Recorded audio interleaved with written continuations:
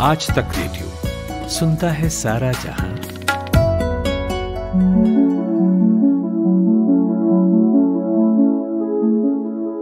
भारतीय film industry ने पिछले 2 दिन लगातार 2 दिग्गजों को खो दिया है, ऋषि कपूर और इरफान खान। वे दोनों ही ऐसी बीमारी से लड़ रहे थे जिससे कम ही लोग जीत पाते हैं, वो है कैंसर।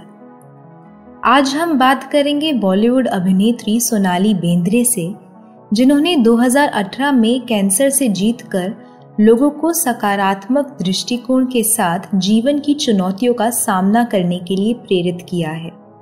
न्यूयॉर्क में चल रहे ट्रीटमेंट के दौरान ऋषि कपूर और सोनाली बेंद्रे ने अपने जीवन के ये मुश्किल समय का कुछ वक्त साथ में बिताया था। सोनाली बेंद्रे को जुलाई 2018 में उच्च श्रेणी के कैंसर का पता चला था और सोशल मीडिया पर बीमारी के साथ उनकी लड़ाई का विवरण साझा किया गया था। 2019 में वे अमेरिका में इलाज के बाद भारत लौट आई।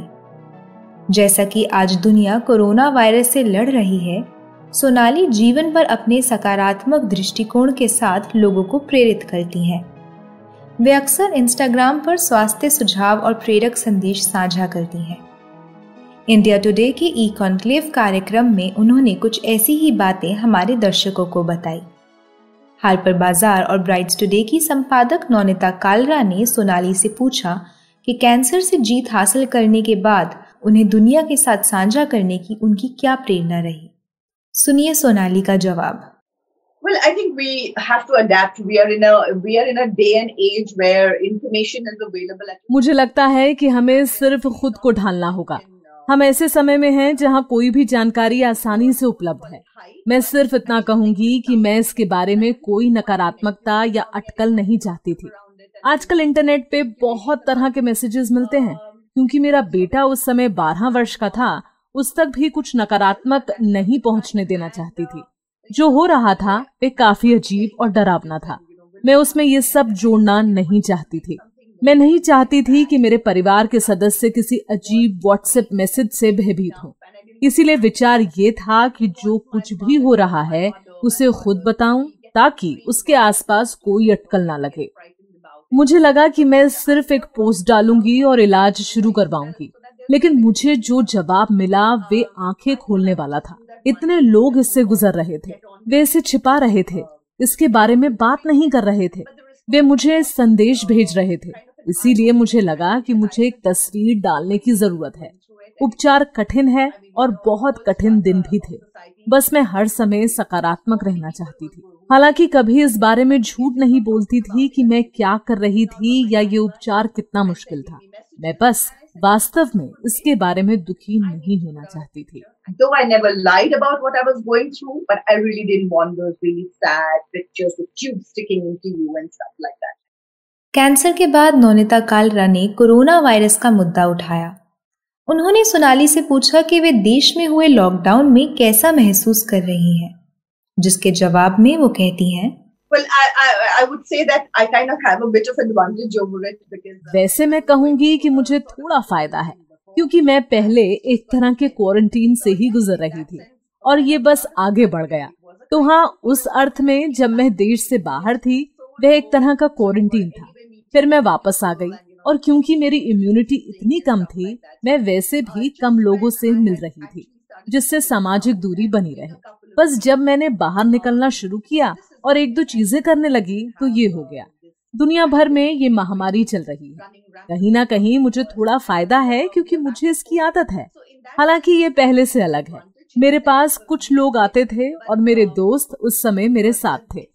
इस लॉकडाउन की कुछ अच्छी चीजें हैं और कुछ निश्चित कड़ियां भी हैं।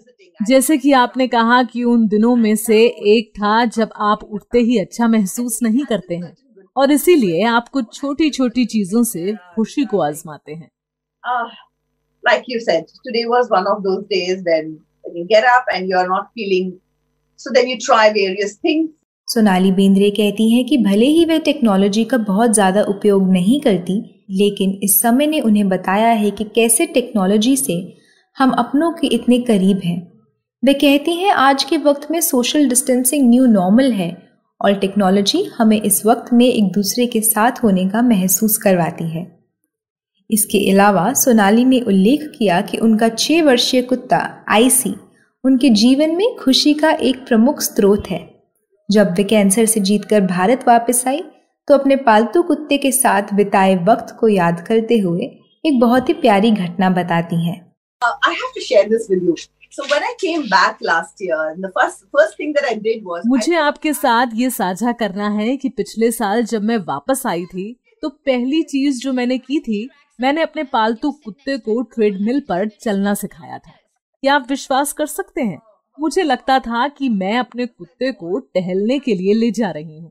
विचार ये है कि आप किसी भी चीज का रास्ता खोज सकते हैं।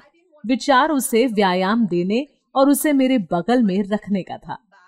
So the idea was to give her the exercise and keep her next to me, and it was a bit selfish, but you know.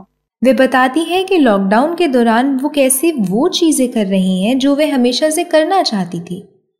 Corona महामारी के चलते लॉकडाउन जैसी नई नॉर्मल स्थिति के बारे में वो कहती हैं, We have no choice. We have to make the changes, and the first thing. हमारे पास कोई विकल्प नहीं है, हमें बदलाव लाना होगा। वसूली के लिए पहली चीज स्वीकृति है।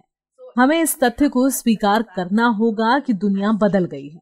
ये बदलने वाली नहीं है, लेकिन बदल गई है। मेरा न्यू नॉर्मल मुझे लगा कि थोड़ा अलग होगा। हम उन लोगों से मिलने के लिए नए तरीके खोजेंगे जिनसे हम प्यार करते हैं, और जिस तरह से हम काम कर रहे हैं वह बदलने जा रहा है। मुझे लगता है कि काम पर वापस जाने का मन है। मुझे पहले ऐसा महसूस नहीं हुआ था, लेकिन अब मैं चाहती हूँ। But now being at home for so long, I want to go back to work. अंत में सोनाली बेंद्रे साझा करती हैं कि जो चीज उन्हें सबसे ज्यादा खुशी देती है वो है किसी को कुछ देना। जरूरी नहीं कि वो कुछ भौतिकवादी हो। वे बात करती है किसी को प्यार और दयालुता देने की और किसी के लिए एक श्रोता बनने की। सेशन खत्म होने से पहले नौनिता ने सोनाली से ये भी पूछा कि वे इस लॉकडाउन के खत्म होने के बाद पहला काम क्या करेंगी। जवाब में सोनाली ने कहा कि वे लॉकडाउन समाप्त होते ही सबसे पहले जाकर अपने माता पिता से मिलेंगी। इंडिया टुडे का सालाना कार्यक्रम कॉन्क्लेव इस बार ऑनलाइन हो रहा है। इस कार्यक्रम में शामिल होने वाली तमाम शख्सियतों की बातचीत का सार हम पॉडकास्ट के रूप में आज तक रेडियो पर सुनवा रहे हैं। ऐसे और भी पॉडकास्ट हमारी आज तक रेडियो की वेबसाइट पर मौजूद है। ये पॉडकास्ट आपको कैसा लगा हमें radio@aajtak.com पर ईमेल करके बताइएगा। अब मुझे यानी सुप्रीत अनेजा को दीजिए इजाजत। नमस्कार।